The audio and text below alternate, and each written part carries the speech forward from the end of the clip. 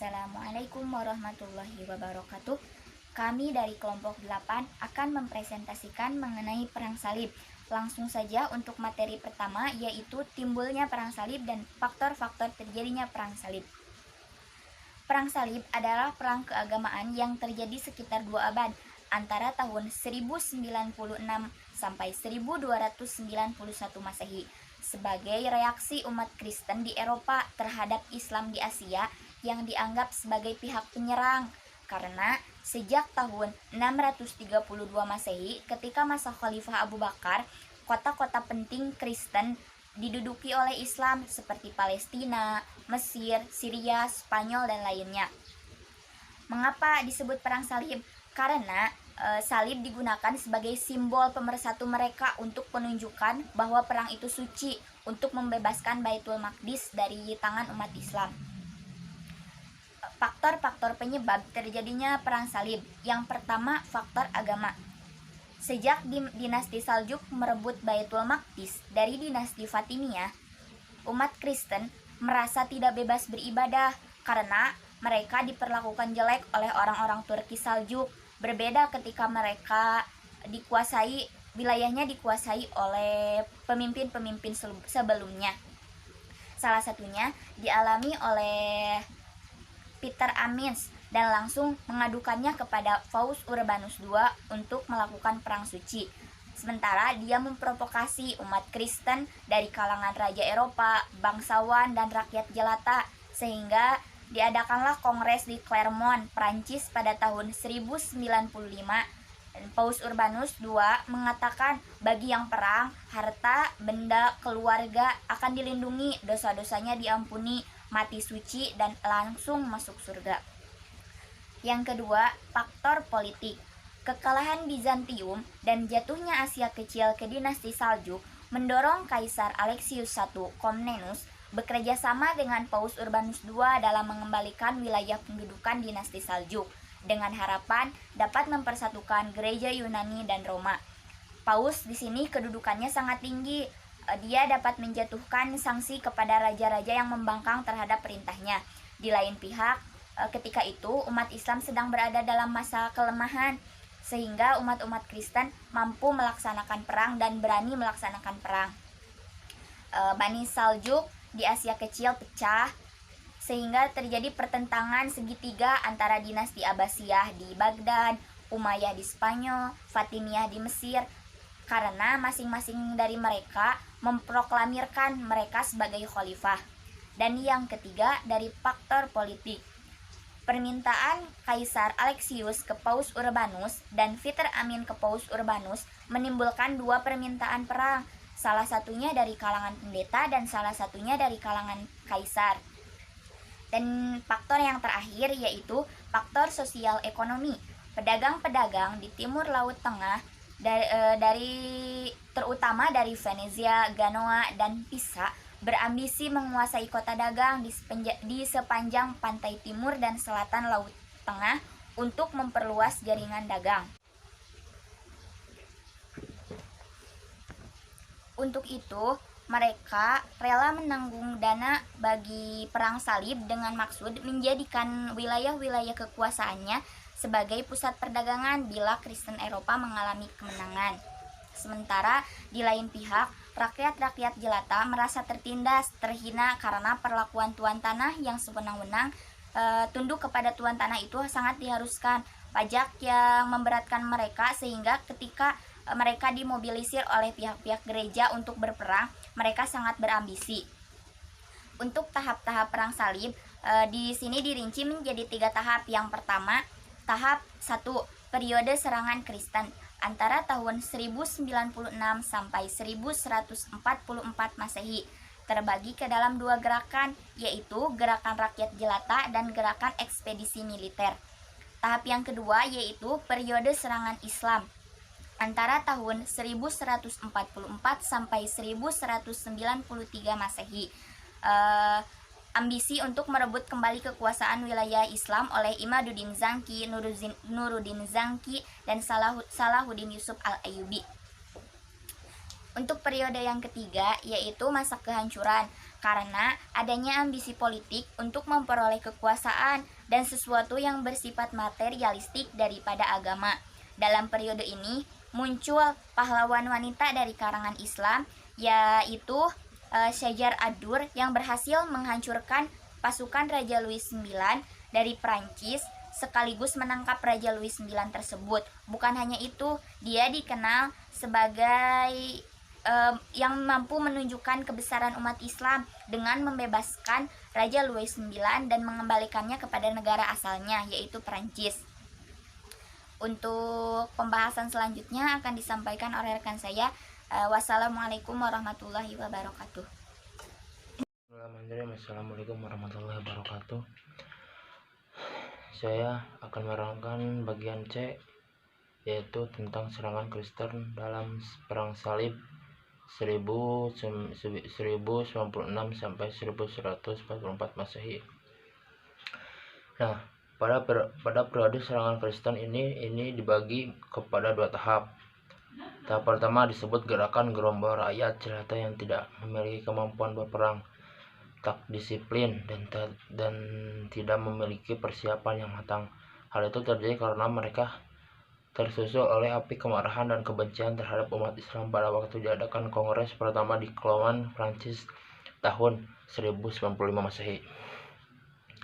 Nah, pada pidato Paus sebagai tanggapan atas permintaan pendeta Peter Amin dan Kaisar Alexius I, dia berhasil mengobarkan semangat perang suci yang mendapat sambutan hangat dari peserta kongres. Perang besar Paus inilah yang menyebabkan dia dipandang sebagai tokoh sentral perang salib. Nah, peserta pada peperangan kongres ini yang kebanyakan terdiri dari rakyat Prancis, Italia, dan Sisilia. Paus menyadari betul kalau unsur-unsur tentara salib tidak hanya terdiri dari orang-orang baik, tetapi juga terdiri dari lapisan masyarakat umum dengan latar belakang kehidupan yang berbeda-beda. Masih gereja alas perang suci tersebut beraplikasi pada lahirnya pasukan tangguh bersemangat tinggi, tetapi tidak disiplin, tidak ada persiapan matang, dan tidak ada pula memiliki pengalaman perang. Namun pasukan salib pertama ini bergerak ke Konstantinopel, tempat yang mereka sepakati melakukan strategi pertempuran. Secara keseluruhan pasukan perang salib pertama ini berjumlah lebih kurang dari 200.000 orang. Nah, karena gerakan ini merupakan gerakan spontanitas yang tidak ada disiplin, tidak ada persiapan perang, dan tidak memiliki pengalaman perang, maka dengan mudah pasukan salib pertama ini dapat dikalahkan oleh pasukan dinasti Saljuk. Nah, dengan demikian perang salib pertama ini tidak berhasil mengalahkan umat Islam, yang membuat mereka mempersiapkan pasukan berikutnya. Oleh sebab itu, pada pasukan berikutnya mereka betul-betul mempersiapkan pasukan yang tangguh, terlatih, dan terorganisir. Itu sebabnya gerakan salib kedua ini lebih tepat dikatakan merupakan ekspedisi militer yang disiplin, terorganisir, rapi, yang dipimpin oleh Godfrey of Bannilon. Hasil kemenangannya dengan mudah dapat diperoleh gerakan salib kedua ini. Pasukan Godfrey menduduki kota suci Palestina pada tanggal 7 Juni 1099 dan melakukan pembantaian besar-besaran selama lebih kurang 1 minggu terhadap umat Islam tanpa membedakan laki-laki dan perempuan, anak-anak maupun orang dewasa, serta orang tua dan orang muda. Di samping itu mereka membumi hanguskan bangunan umat Islam yang ada di Yerusalem. Sebelum pasukan ini menduduki Baitul Maqdis, mereka lebih dahulu merebut Anolia Selatan, daerah Tarsus, Antioquia, Aleppo, dan Ar-Ruha. Selain itu, Tripolia, Syria, dan Asre. Kemenangan ini tidak dapat dilepaskan dari bantuan Kaisar Bizantium Alexius Comnenus. Kekalahan pasukan Islam tersebut samping karena kurangnya persiapan pasukan juga karena disebabkan dinasti Saljuk saat itu sedang mengalami perpecahan. Situasi semakin bertambah parah karena adanya pertentangan segitiga antara Khalifah Fatimiyah di Mesir, Khalifah Abbasiyah di Baghdad, dan Amir Umayyah di Eropa yang memproklamirkan dirinya sebagai khalifah di Eropa.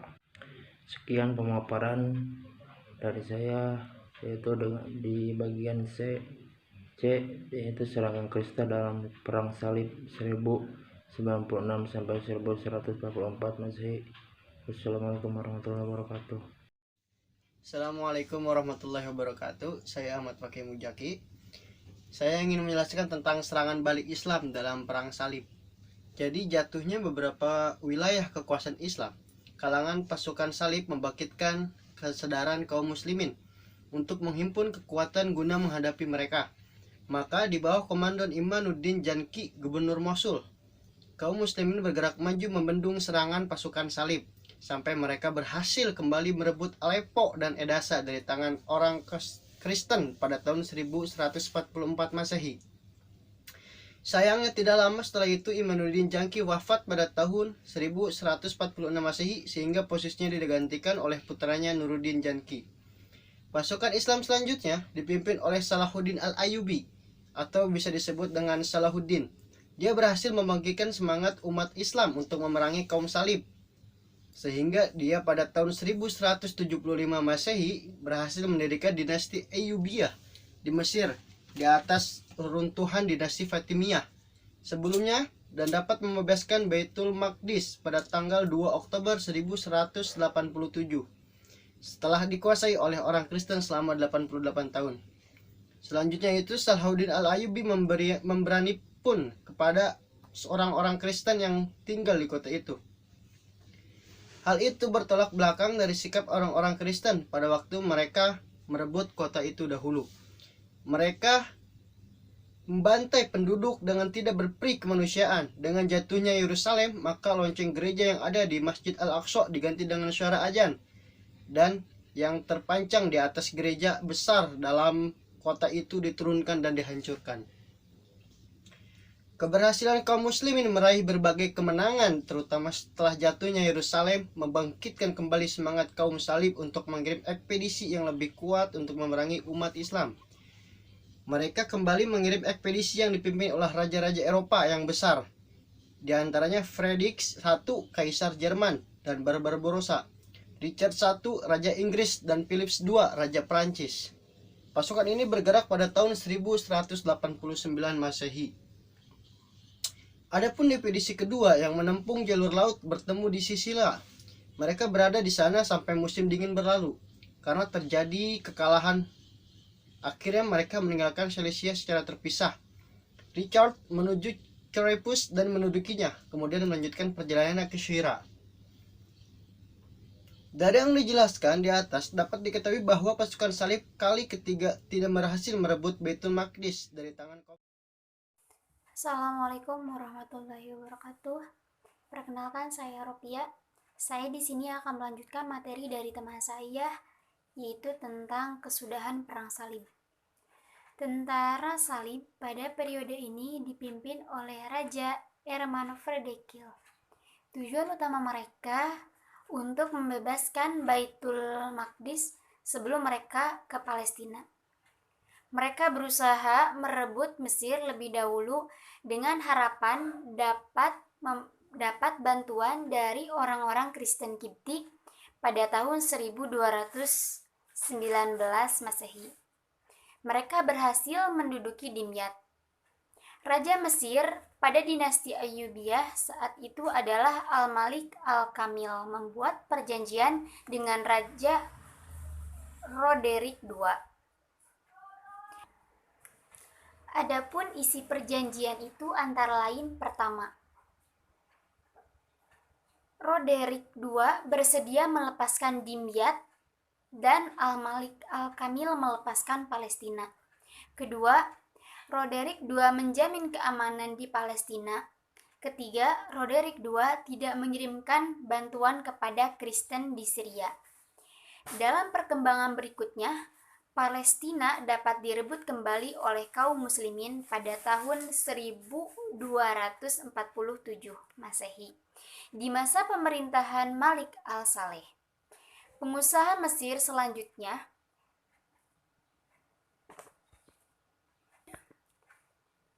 ketika dinasti Ayyubiyah berakhir di Mesir dan dikuasai oleh kaum Mamalik saat itu, Ilus Sultan Baibars dan Kolawun sekaligus sebagai pemimpin perang. Mereka berhasil merebut kembali kota Akka dari tangan orang Kristen pada tahun 1291 Masehi. Dengan demikian, semua kota-kota yang pernah direbut oleh pasukan salib, kini semua telah berhasil direbut kembali oleh kaum muslimin tanpa terkecuali. Oleh sebab itu, perang salib telah berakhir pada tahun 1291 Masehi setelah berlangsung hampir 2 abad lamanya.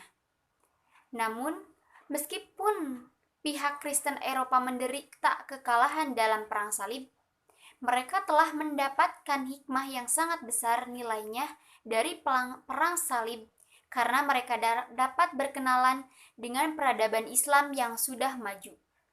Bahkan peradaban yang mereka peroleh dari dunia timur menyebabkan mereka bangkit yang disebut dengan nama Renaissance di barat. Adapun peradaban Islam yang sudah maju dan berhasil mereka bawa ke barat dapat dirinci sebagai berikut, yaitu bidang militer, seni, perindustrian, perdagangan, kesehatan, astronomi, dan kepribadian. Dalam bidang militer, dunia barat menemukan persenjataan dan teknik berperang yang belum pernah mereka temukan sebelumnya. Dalam bidang perindustrian, mereka banyak menemukan kain tenun sekaligus peralatan tenun di dunia timur. Dalam bidang perdagangan, mereka melakukan hubungan dagang dengan dunia timurnya yang memaksa mereka menggunakan uang sebagai alat tukar. Dalam bidang astronomi, mempengaruhi lainnya berbagai observatorium di barat. Dalam bidang kesehatan, mereka berhasil membawa dan menjelmakan berulang kali dan berbagai bahasa yang ada di Eropa. Karya Ibnu Sina yang berjudul Syifa tentang ilmu kedokteran yang dijadikan rujukan di berbagai universitas yang ada di Eropa sampai saat ini. Dan tidak kurang pentingnya adalah sikap dan kepribadian umat Islam di dunia timur pada waktu itu telah memberikan pengaruh positif terhadap nilai-nilai kemanusiaan di Eropa yang sebelumnya tidak mendapatkan perhatian. Dengan demikian, baik yang menyangkut mental maupun fisik, melalui perang salib, orang barat menemukan nilai-nilai yang sangat berharga dari dunia timur yang membuat mereka bangkit di Eropa kemudian.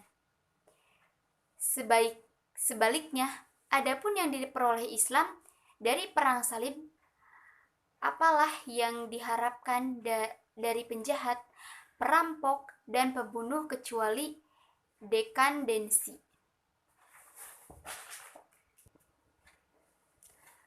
Akibatnya, memerlukan waktu yang lama untuk memulihkannya kembali.